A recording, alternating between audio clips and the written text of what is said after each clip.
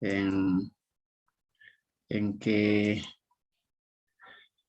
depende dónde trabajamos, el objetivo de la planificación en auditoría, ¿no? Puede ser diferentes necesidades, todo en el ámbito de la auditoría, para planificar. Por ejemplo, tendríamos que considerar si la planificación lo estamos haciendo desde el punto de vista del control externo o del control interno, por ejemplo, ¿no? Desde el punto de vista de control externo, ya rápidamente a la cabeza tiene que verse en el ámbito gubernamental, la Contraloría, por ejemplo. ¿Qué hace la Contraloría cuando tiene que hablar de planificación? Por ejemplo, la Contraloría tiene que pensar en una auditoría del Estado, de todo el Estado. Podemos estar hablando de un plan estratégico a ejecutarse a mediano o largo plazo, ¿no? El asunto es abarcar a todas las entidades del sector público. Es posible, es lógico que en un año no se pueda abarcar a todas las entidades, pero sí en mediano o largo plazo todas deberían estar sometidas a control y a este control externo que hace la Contraloría. Entonces la Contraloría va a hacer una planificación, digamos, de aquí a 5 años, una planificación estratégica, un plan integral, ¿no? Un plan de desarrollo así a mediano plazo. 5 años. Es una planificación, ¿sí? Ahora, luego decidirá qué va a ser el primer año, el año 2022, cuántas auditorías, qué auditorías, el 23, el 24, para cumplir ese plan estratégico, ¿no? Y después habrá que evaluar, primero, en la gestión se ha cumplido todo lo que se ha previsto, después de 5 gestiones hemos cumplido con el objetivo del plan estratégico, ¿no? O sea, tiene un enfoque especial si hablamos de la Contraloría. Auditoría del Estado, auditorías a realizarse en una gestión anual y después tenemos que hablar de una planificación en particular, una auditoría en particular, ¿sí? Una auditoría en particular, ¿qué implica? De estas auditorías que hemos dicho que vamos a hacer el año 2022, digamos. Vamos a hacer desde el lunes auditoría especial en almacenes de la gobernación, por ejemplo. Entonces, planificaremos primero auditoría de almacenes en la gobernación. A eso se refiere una auditoría en particular. En cambio, desde el punto de vista del control interno, cuya expresión más común viene a ser la unidad de auditoría interna en una entidad, la planificación ya es un poco más reducida, porque las auditorías internas tienen que pensar en la entidad y normalmente se limitan a una planificación de auditorías a realizarse una gestión anual, el POA, que auditorías se van a hacer este año, y en desarrollo de ese POA, planificar cada una de las auditorías que se va a realizar, ¿no? Entonces, desde el punto de vista de auditoría interna, es un poco más reducido el ámbito de la planificación. El POA primero y después cada una de las auditorías de manera particular. Bueno, nos podemos ubicar en esos planos. Somos auditores de la Contraloría, somos auditores internos, ¿sí?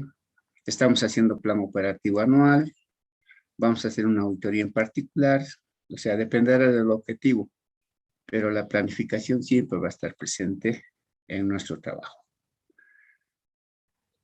El relevamiento de información.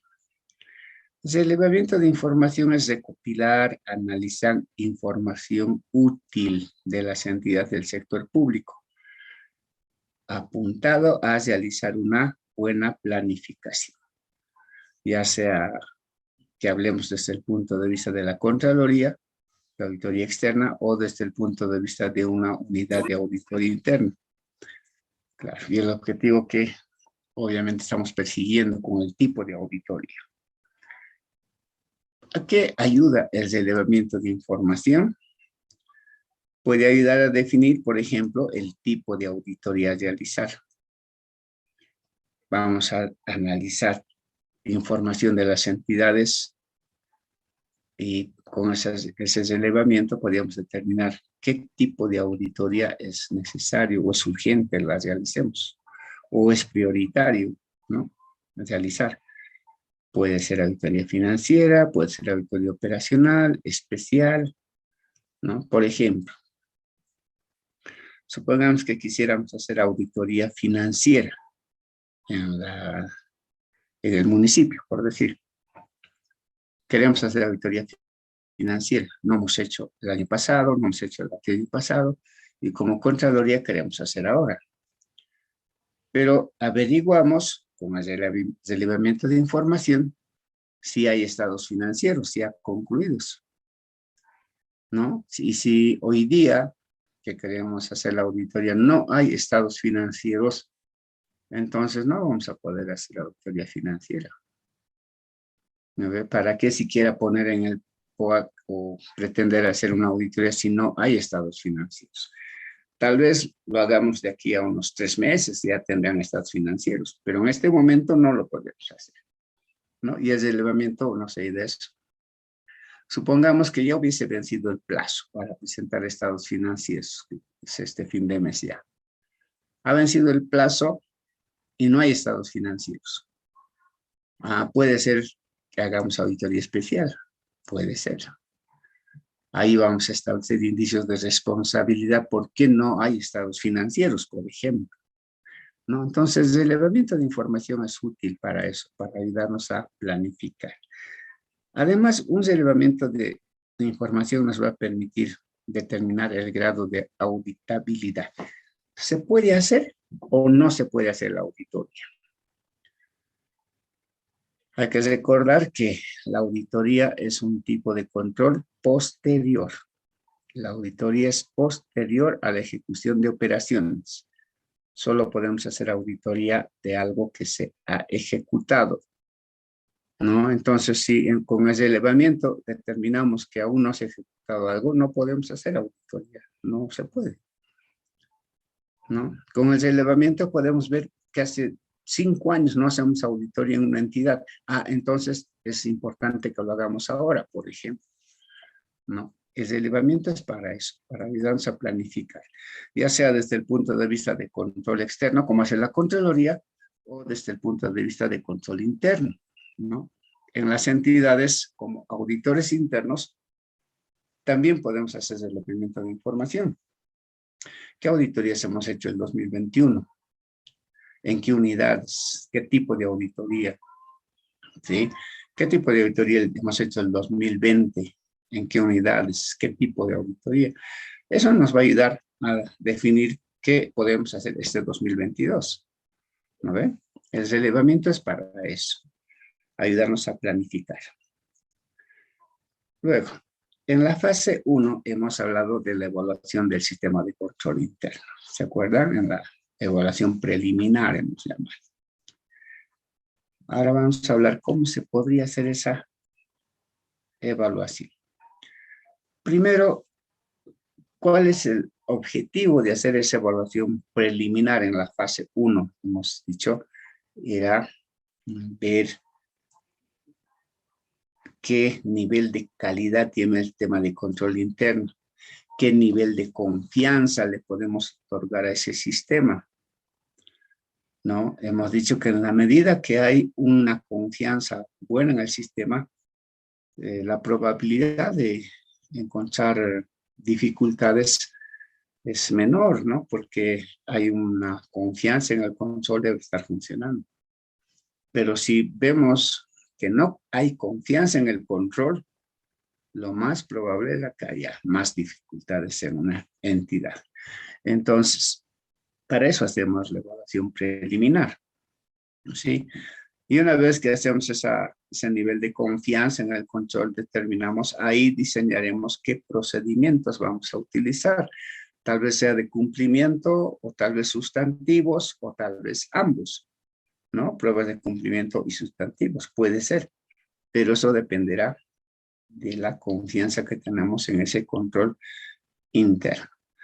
Ahora, para hacer esa evaluación del control, es necesario utilizar los documentos vigentes en la entidad, analizar el sistema vigente en la entidad, ¿no? Por ejemplo, la base legal de la entidad de creación nos dice sus fines, objetivos, organización, por ahí requisitos para algunos niveles de dirección, etcétera.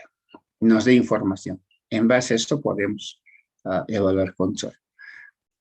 Pero los documentos más precisos son los manuales de organización, manual de funciones, manual de procedimientos. Ahí está establecido responsabilidades, funciones, procedimientos para cada tipo de operación. Y con base a eso nosotros podemos evaluar si cumple, si conocen en la entidad, lo cumplen, no lo cumplen. Sí, en base a esos manuales todavía no estamos viendo documentación. Y puede haber otra reglamentación específica en las entidades ya por rubros, caja, almacenes, compras o contrataciones, etcétera. Esa fuente, esas normas son las que nos ayudan para evaluar el control. Ahora, hay que definir el método de organización para evaluar el control interno. Hemos dicho en la fase 1 que hay que hacer la evaluación preliminar, pero no hemos dicho cómo podría hacer, ¿no? Ahora vamos a hablar de eso. Por ejemplo, se puede hacer la evaluación del control interno en base al organigrama. ¿Sí? Empezar desde la estructura superior, niveles intermedios, operativos, etc. En base al organigrama. Esa sería una forma de organización. Otra forma de organización sería, vamos a hacer por departamentos o por secciones, ¿no? Departamento de planificación, departamento administrativo, departamento de personal, etcétera. Se podría hacer, o por secciones también, sección transporte, sección planillas, etcétera. Se puede hacer esa forma, en esa forma podemos organizar la evaluación, ¿no?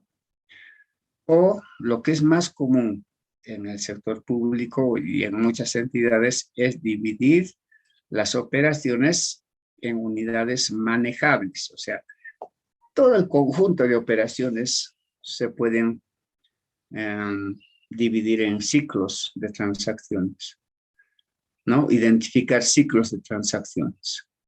Por ejemplo, en el sector público, ¿qué ciclos de transacciones podemos encontrar? Podemos encontrar el ciclo de ingresos. Todas las entidades públicas tienen ingresos, ¿no? Solo las entidades tal vez del nivel central que dependen de un ministerio, en algún caso podrán no tener ingresos y recibir todo por remesas del Tesoro General de la Nación, puede ser. Pero la mayor parte de las entidades también generan ingresos. La universidad, la gobernación, el municipio generan ingresos.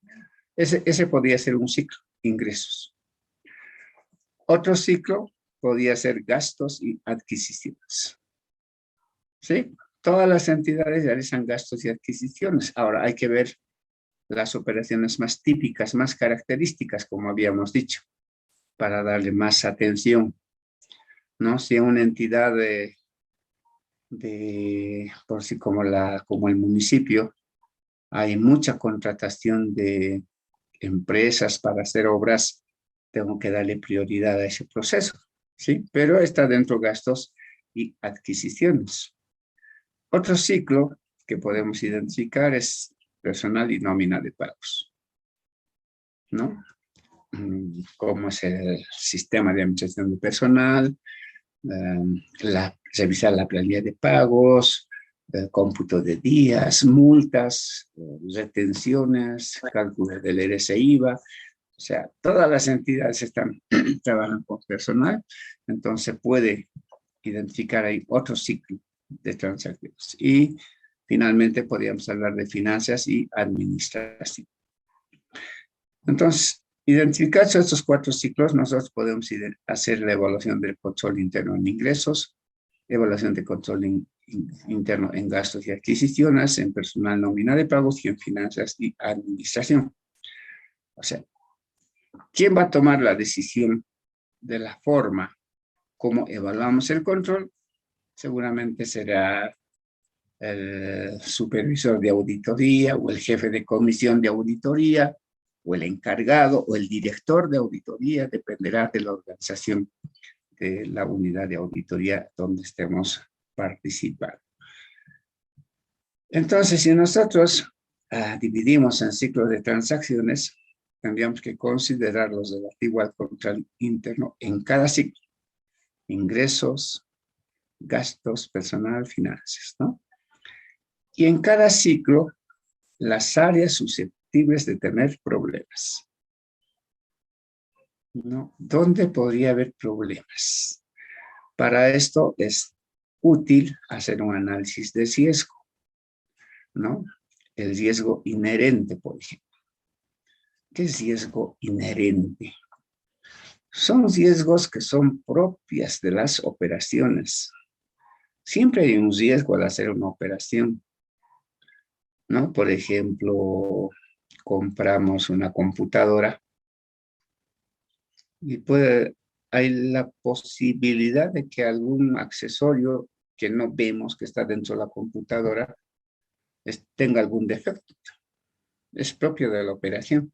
Por eso es que las entidades que venden computadoras ofrecen garantía, un año de garantía, por ejemplo, porque saben que esa posibilidad existe.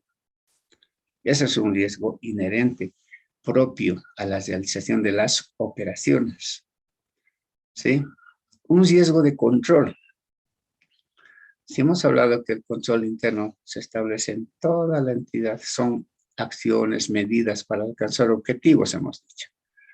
Entonces, ¿cuál es el riesgo de control? De que alguna medida que hemos tomado o que la entidad ha tomado no se esté cumpliendo y esté ocasionando problemas. Ese es el riesgo de control, ¿no? Que algunas de las acciones, medidas adoptadas para alcanzar objetivos no esté cumpliendo esa finalidad.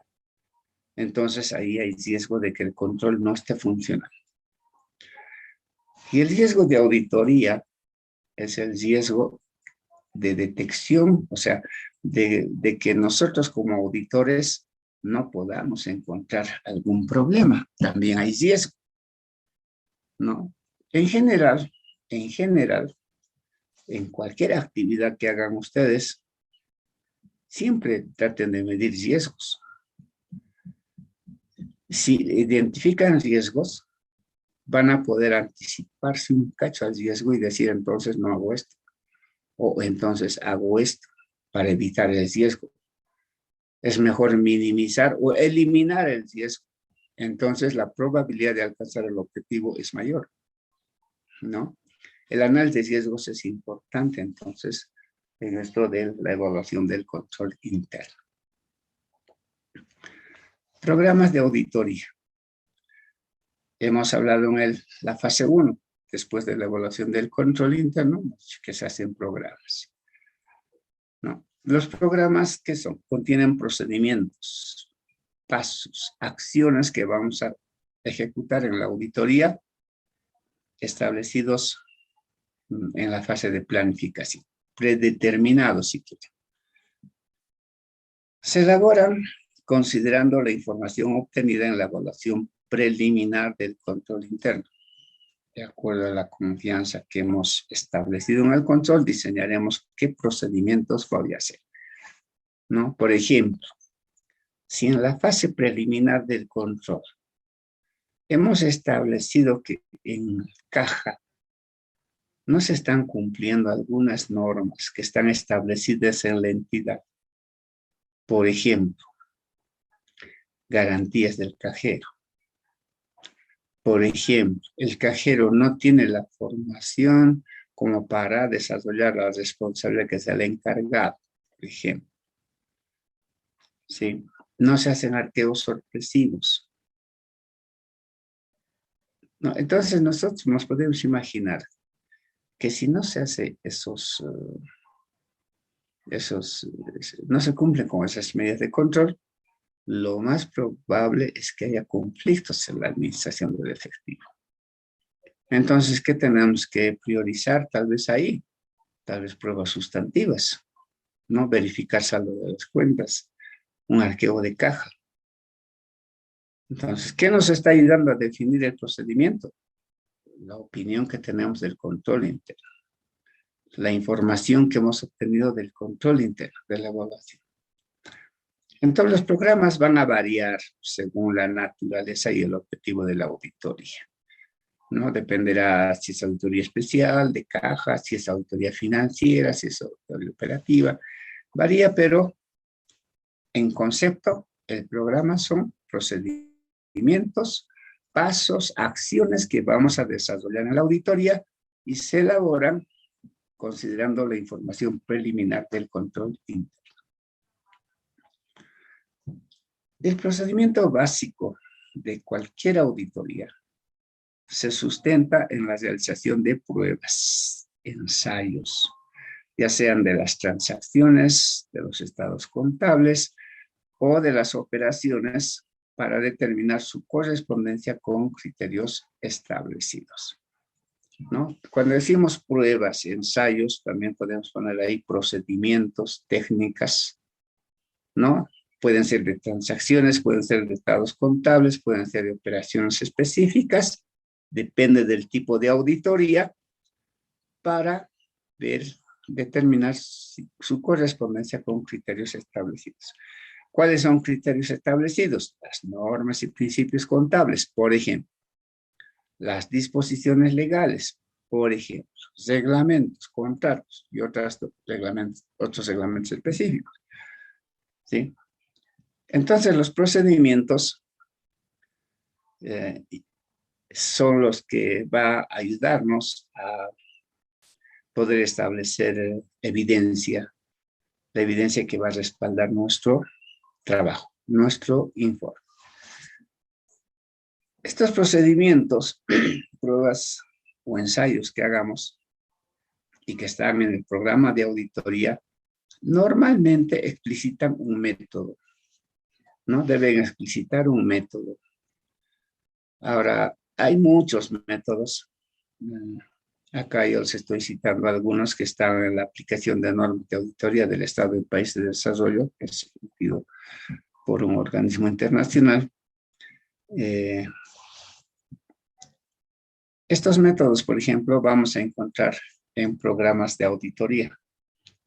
El método de observación, ¿no? Puede ser necesario un examen visual con un fin determinado, ¿no? Por ejemplo, cuando vamos a hacer arqueo de caja, ¿no? Hacemos arqueo de caja y tenemos que recontar billetes. Tenemos que ver que los billetes sean verdaderos, ¿no? Que sean de curso legal y que estén en la cantidad que dice el saldo de la cuenta, por ejemplo. Pero tenemos que ver necesariamente. No nos podemos confiar, debe existir, debe haber, no, hay que ir a ver. Otro método que está relacionado con observación, por ejemplo, la toma de inventarios en almacenes, existencias, etc. También el auditor tiene que participar, ver. Entonces, la observación es un método que puede estar en algún procedimiento, ¿no? Ahora, no dirá, pues, observe necesariamente, pero puede decir, practica arqueo de caja. Y el método que estamos a decir, practique es observar, ¿no? Ahora, si queremos usar la palabra observación, siempre observe o participe en la toma del inventario de almacenes. ¿Ya? ¿Sí? Es un método. Otro método, preguntas. Se utiliza con mayor frecuencia en auditoría de cumplimiento o en auditorías para evaluar control interno, ¿no? Y para describir procesos en auditoría financiera y operacional. Cuando decimos vamos a evaluar control interno, dijimos vamos a hacer cuestionarios o planteamos una opción cuestionarios, ¿no? Que son preguntas. ¿Y de dónde sacamos esas preguntas? Hemos dicho de la base legal, de los reglamentos, de la entidad. Entonces, si nosotros decimos en un procedimiento, evalúe el control interno, estamos dando la opción a que lo puedan utilizar con este método que son preguntas, ¿no? Ahora puede ser también que nosotros hagamos preguntas en forma escrita, no siempre cuestionario. Por ejemplo, al banco le podemos enviar una carta indicando que se está haciendo auditoría en una entidad y le solicitamos que nos confirme un saldo. Si están conformes o tienen algún reparo con el saldo. Y ellos nos responderán, sí, estamos conformes, o nos dirán, no, de acuerdo a nuestros registros, este es el saldo. Sí, estamos haciendo una pregunta, pero mediante una nota, digamos. Análisis, otro método que puede estar en el programa, que orienta un examen detallado de un proceso o una cuenta o una serie de transacciones para determinar sus relaciones entre sus distintas partes. Puedes revelar calidades, causas, efectos y motivos, ¿no? Entonces, el análisis es otro método que puede estar inmerso en un programa de auditoría, ¿no? A ver, por ejemplo, podríamos decir, verifique si se cumple con el proceso de contrataciones, por ejemplo. Pero ¿qué es el proceso de contratación? Tendríamos que leer desde su inicio hasta el final, ¿no? Donde empieza un proceso de contratación, donde termina un proceso de contratación. Y ese análisis nos puede revelar cómo es su proceso, si se cumple adecuadamente, no se cumple, por qué no se cumple, qué problemas puede tener a la empresa, etcétera. ¿Sí? El análisis también es un método que está en el programa de auditoría. Verificación. Esto es lo que se utiliza más especialmente en auditorías financieras, ¿no? Verificar saldos de las cuentas. Podemos confirmar saldos con el banco, podemos confirmar saldos con clientes, en este caso con funcionarios, si se trata de fondos en avance, por ejemplo. Podemos verificar si algún bien que dice estar en garantía, está en garantía. Primero su existencia, después podemos verificar la razón de la garantía, ¿no? La investigación, otro método que está en el programa de auditoría. La investigación es un estudio y examen con la finalidad de determinar la verdad y los hechos. Por ejemplo, determinar la causa de una comprobación o hallazgo de auditoría sobre lo que debe informarse, ¿no? Nosotros vamos a, con seguridad, revisar operaciones. Vamos a encontrar problemas, por ejemplo, un faltante en caja, por ejemplo. Enseguida tenemos que determinar por qué hay ese faltante. ¿A qué se debe ese faltante? Y ahí tiene la etapa de investigación, ¿no? Y eso nos puede ayudar a determinar la causa. Podría ser porque había mucha acumulación de efectivo y un uso arbitrario de recursos por parte del cajero. ¿Cómo lo vamos a determinar? Investigando, ¿no? Investigando. Bueno, es bien delicado este tema de caja. Hay que tener nomás todos los recaudos necesarios cuando estamos haciendo auditoría. Y ahí viene este tema de la investigación, ¿no? La investigación nos va a poder ayudar a establecer condiciones que deben informarse, o sea, problemas. Como hemos visto, todas las operaciones que vamos a revisar nos muestran condiciones, lo que hace la empresa.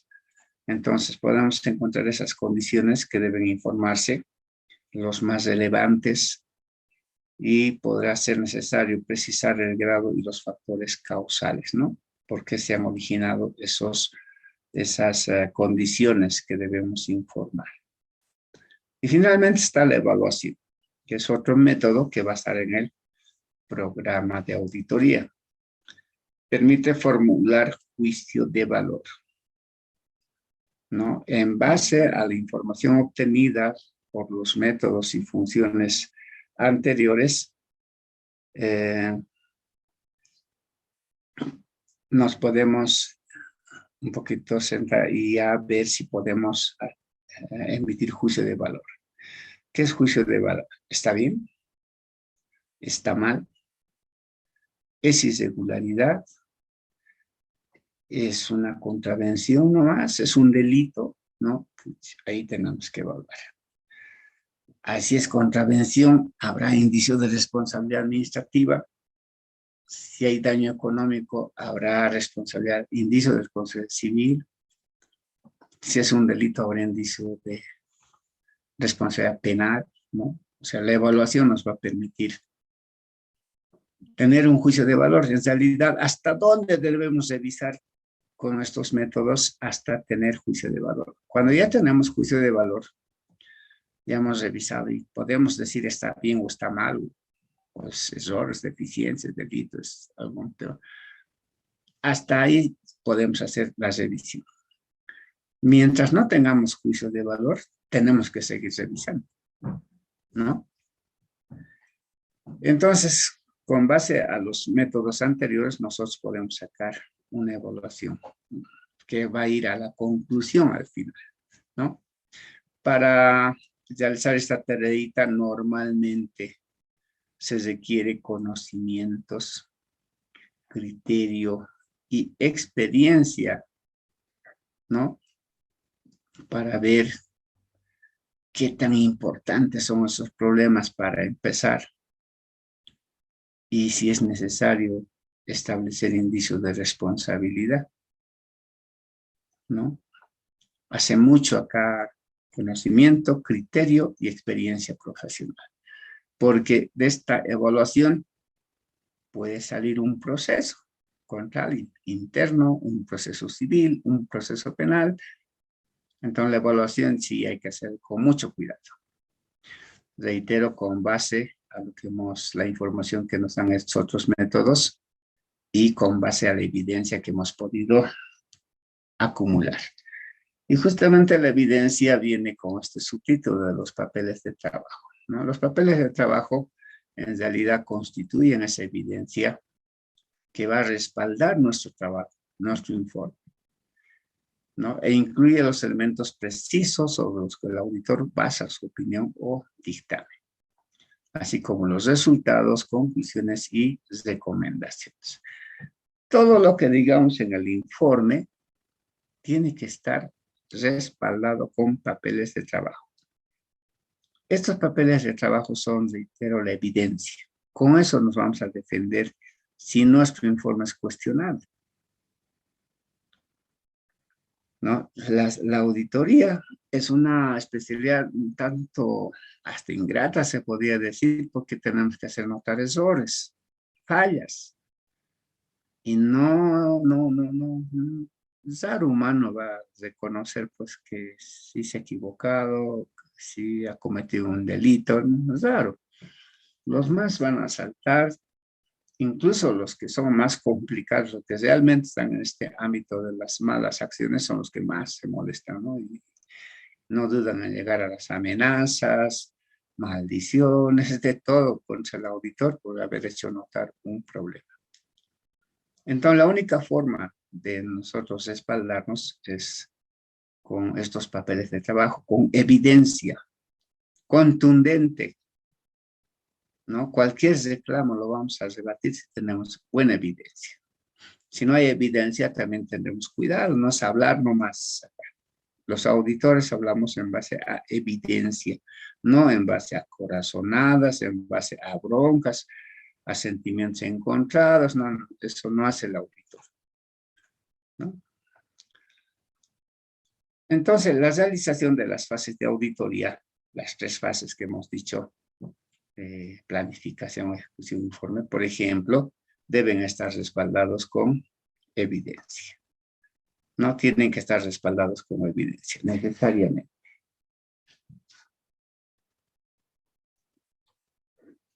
El contenido de los papeles de trabajo varía según las circunstancias y necesidad de respaldar el trabajo. A ver, por ejemplo, un papel de trabajo es la hojita de arqueo de caja que hacemos. Es papel de trabajo, es evidencia. La nota que nos envía el banco en respuesta a una pregunta que hemos hecho sobre saldos, esa nota que el banco nos envía, es papel de trabajo. Un certificado de derechos reales que nos diga que está grabado un bien por algún préstamo, por ejemplo, es papel de trabajo. Unas hojas que hemos implementado para hacer la toma de inventarios, tal vez con bolígrafo, manuscrito, etcétera, es papel de trabajo, es evidencia. Entonces, la evidencia, los papeles de trabajo cobran diferente forma y se acumulan de acuerdo a las circunstancias y necesidad, ¿no? Pero en general, dicen la teoría, esta aplicación de normas de auditoría del Estado en países de desarrollo, en general, los papeles de trabajo deben dar pruebas de que la auditoría fue planificada y supervisada adecuadamente. ¿Sí? Entonces, estamos hablando de la fase 1. Se debe demostrar con los papeles de trabajo la planificación. Y no solamente que ha sido planificada, que ha habido supervisión también, ¿no? La supervisión es una norma de auditoría que debemos cumplir. La auditoría normalmente la hacen en el trabajo menudo auditores juniors, que no firman los informes. ¿Quién firma el informe? Es el supervisor, el director, el jefe de la unidad de auditoría, ¿no? Entonces, el auditor junior no firma, pero entonces el que firma tiene que supervisar lo que están haciendo los auditores junior, porque el que firma es el que va a asumir responsabilidad, ¿no? Los papeles de trabajo deben dar pruebas de que los registros contables concuerdan con los estados financieros. ¿Cómo hemos verificado los saldos que están en los estados financieros? Con los registros contables. Por ejemplo, hemos visto saldo de caja, ¿sí? El saldo según balance es 100,000. Y hemos hecho arqueo de caja y hemos ido retrospectivamente viendo si por ejemplo, si se hacen arqueos sorpresivos, y hemos ido bajando hasta llegar a los registros originales. Eso se tiene que demostrar con papeles de trabajo, como hemos hecho. ¿Sí? Debe dar pruebas de que se ha comparado la labor o la presentación de la entidad auditada con alguna norma auténtica, vigente, ya sea financiera, contable u operacional. Cuando decimos la labor o presentación de la entidad auditada, estamos hablando de los estados financieros, por ejemplo. ¿Con qué vamos a comparar? Con los principios que están en las normas básicas del sistema de control integral. ¿Sí? Cuando decimos labor o presentación de la entidad auditada, podría ser una operación, un proyecto. Tendríamos que comparar con las normas que tienen que ver con esa contratación del proyecto, por ejemplo. ¿Sí?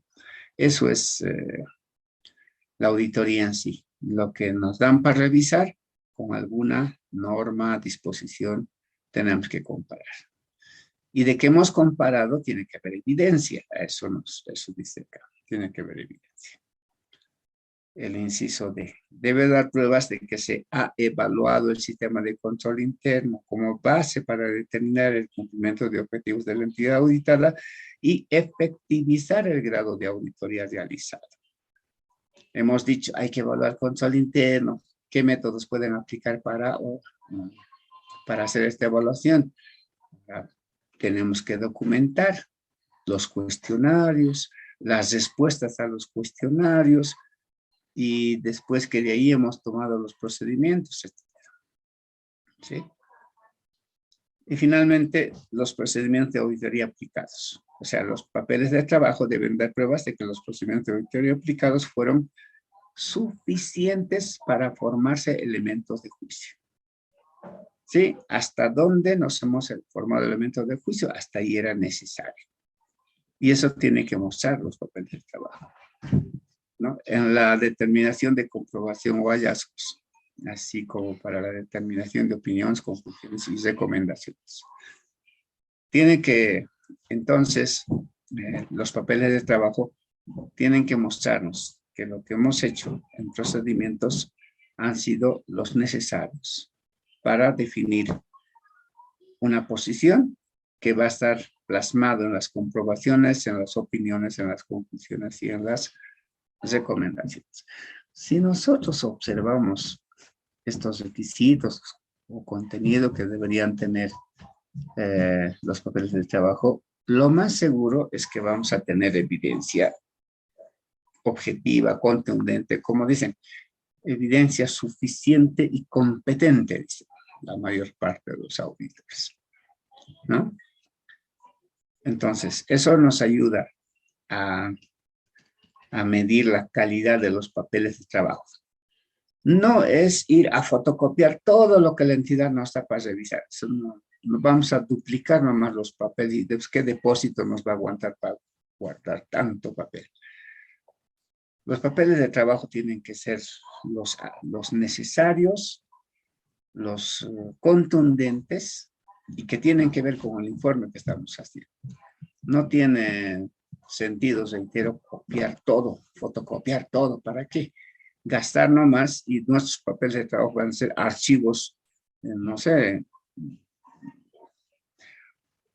en una excesiva cantidad que no nos va a aguantar un depósito, ¿no? Tenemos que guardar lo necesario, lo estrictamente necesario. Ahí mostramos la eficiencia de nuestro trabajo. Ahora quiero mostrarles para terminar, y no está lamentablemente acá. Un segundito, voy a ubicar dónde está esto.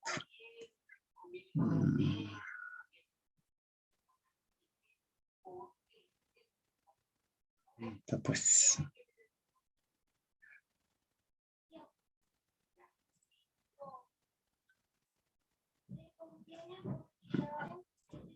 Un segundito, ¿ya?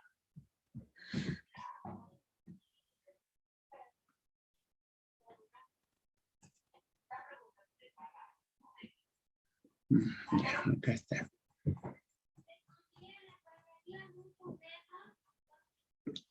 Esta parte les voy a pasar el SIM, pero quiero de una vez mostrarles porque tenemos un poquito de tiempo.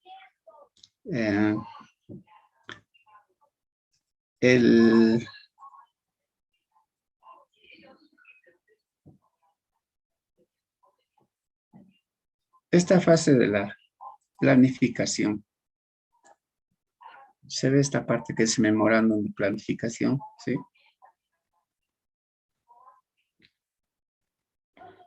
Se ve este memorándum de planificación. Ya. Esta fase de planificación que hemos hablado va a quedar documentado en este memorándum de planificación de auditoría. ¿Ya? Este memorándum de planificación de auditoría es un documento que se elabora como resultado de la planificación de auditoría, ¿no? Y debe contar con el respaldo necesario de acuerdo al objetivo, objeto y alcance de la auditoría. ¿Qué contiene este memorándum de planificación de auditoría? Todo lo que hemos dicho, pero vamos a ir en el orden que este memorándum normalmente se elabora. Por ejemplo, el tipo de auditoría.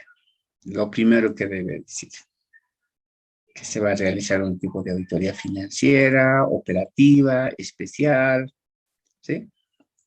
Después vienen los términos de referencia del trabajo, ¿no? Esos términos de referencia no son, por ejemplo, de antecedentes, la orden del trabajo un memorándum, un instructivo, un proveído, con algo nos van a instruir para que hagamos el trabajo como auditores.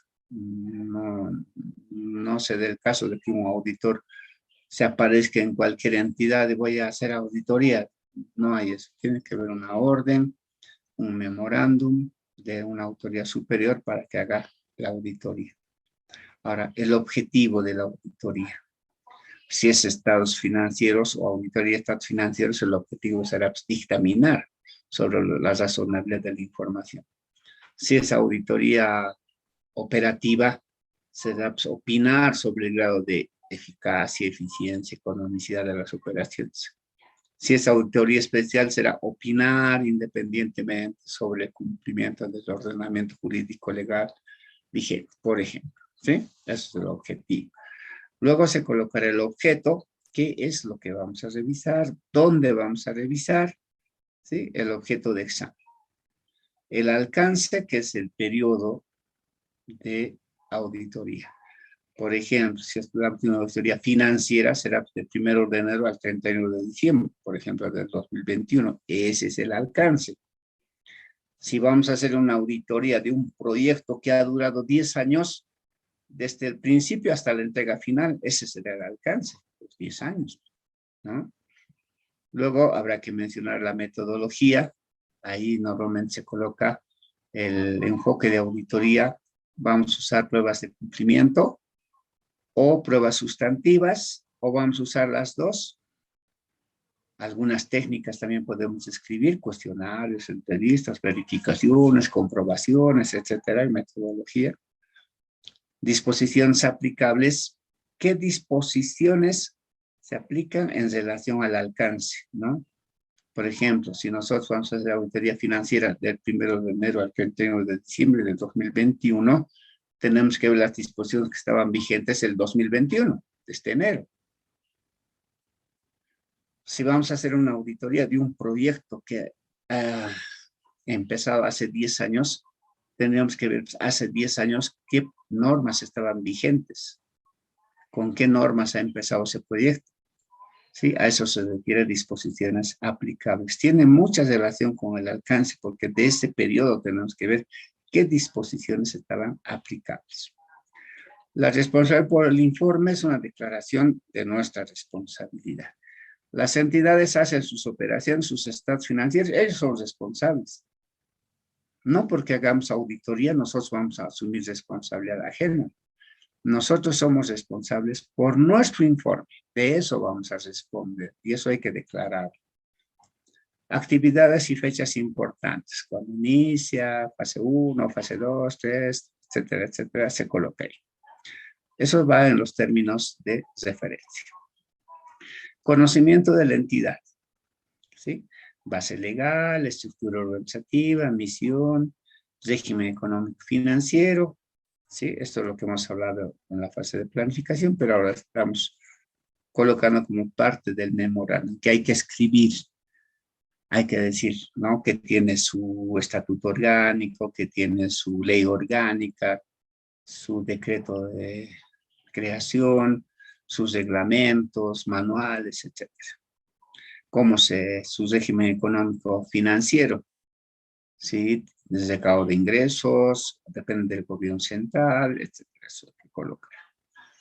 Relevamiento de información inherente a la auditoría, ¿no? Para ver si se puede hacer auditoría, no se puede hacer auditoría. El ambiente de control.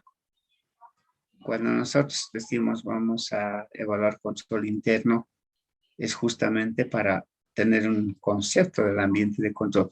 ¿Qué ambiente de control hay en la empresa? Empezaremos por el ejecutivo. El ejecutivo tiene conciencia de lo que es control interno. Sabe de la importancia del control interno. ¿Sabe para qué sirve el control interno? Si el ejecutivo está bien parado con conceptos de control interno, lo más probable es que en la entidad haya un buen ambiente de control. Pero si el ejecutivo no tiene idea del control, ¿qué será control? ¿De qué estarán hablando ahí? Es lógico que en la entidad no hay un buen ambiente de control, porque todo parte de la cabeza. ¿Sí? Este ambiente de control a nosotros nos va a permitir analizar eso que hemos dicho, la confianza en el control. Un ambiente no adecuado, poca confianza, ¿no? Un ambiente adecuado, buena confianza. Enfoque de auditoría esperado. Acá tendríamos que pensar que vamos a aplicar pruebas de cumplimiento, pruebas sustantivas, ambos, análisis de riesgos inherentes, de control, de auditoría, como hemos puesto arriba, ¿sí? Evaluación de informes anteriores, si vamos a hacer auditoría especial de caja y revisamos que ya ha habido informes o auditorías anteriores, podemos hacer una evaluación de los informes anteriores.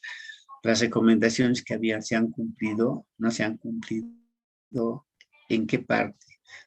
La mitad, más de la mitad, nada, ¿no? Eso nos va a ayudar también a hacer el trabajo de una forma más adecuada. Si se han cumplido las recomendaciones, es probable que tengamos menos problemas. Pero si las recomendaciones de informes anteriores no lo han cumplido, ni siquiera lo han intentado cumplir, entonces lo más probable es que haya mucho conflicto para esos tipos. Recursos técnicos, humanos y económicos. Ya es un resumen acá. ¿Cuánta gente vamos a necesitar? ¿Qué equipos necesitamos? Software, por ahí previsión de recursos económicos, por ahí tenemos que hacer viajes para confirmar algunas cosas.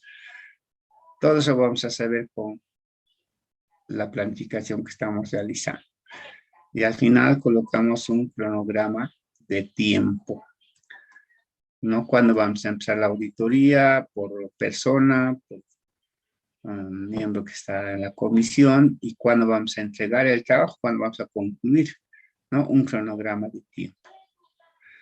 Y al último estarán los programas de trabajo, los programas de auditoría, esos procedimientos que hemos dicho, de cumplimientos sustantivos ya, pero como procedimientos va a estar en un programa de trabajo. Este memorándum de planificación entonces es el que resume y documenta esa fase 1, la realización de la fase 1. ¿Ya? Y en base a esto van a hacer ustedes su primera práctica. ¿Ya?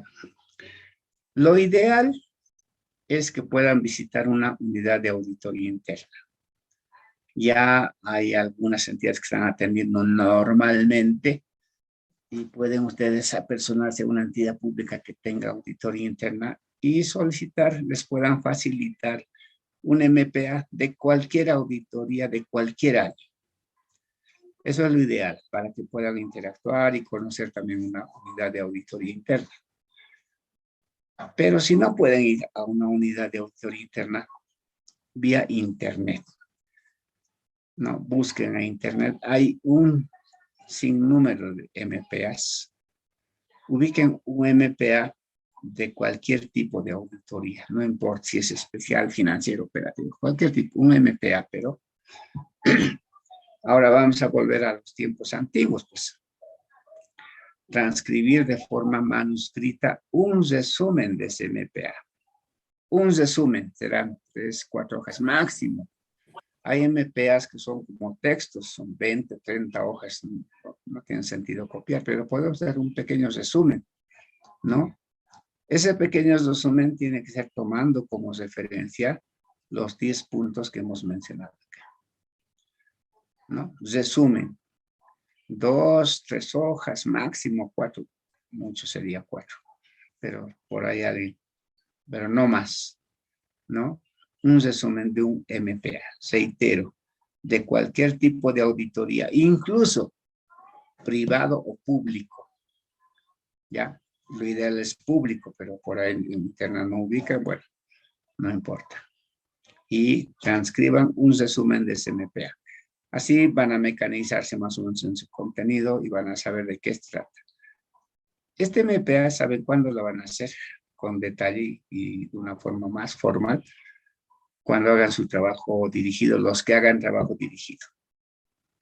Si se meten en tema de auditoría, seguro van a hacer un MPA. Entonces aprovecharemos la oportunidad para ver uno objetivamente y sacamos un resumen. ¿Listo? Vamos a quedar acá por hoy día. La próxima clase hacemos el tema de informes de auditoría y con eso ya estaríamos preparados para entrar a la parte práctica, pero primero vamos a acabar este tema 5. Si tienen alguna duda, alguna pregunta. El tiempo para entregar esta práctica de acá a 2 semanas. Ya, 2 semanas a partir de hoy día para entregar esta práctica. ¿Dudas, preguntas?